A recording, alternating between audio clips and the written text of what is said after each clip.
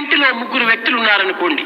In a family, supposing there are three ఈ individuals, ముగ్గురు వ్యక్తులు అన్యోన్యంగా కలిసి ఒకరినొకరు చేరి ఉండినప్పుడే ఈ ఇంటిలో మనకు శాంతిని, ఆనందాన్ని అనుభవించడానికి వీలవుతుంది. in this family, when the three individuals live in harmony, there ఈ will be ముగ్గురు వ్యక్తులు కూడా ఒకరికొకరు భేదముగా అన్యోన్యం చెడగొట్టుకొని దేశాన్ని అభివృద్ధి గావించుకున్నప్పుడు ఆ ఇంటిలో శాంతి ఏ రీతిగా మనకు చేస్తుంది? when the three individuals don't agree on any point, when there is a conflict, how do you expect peace there?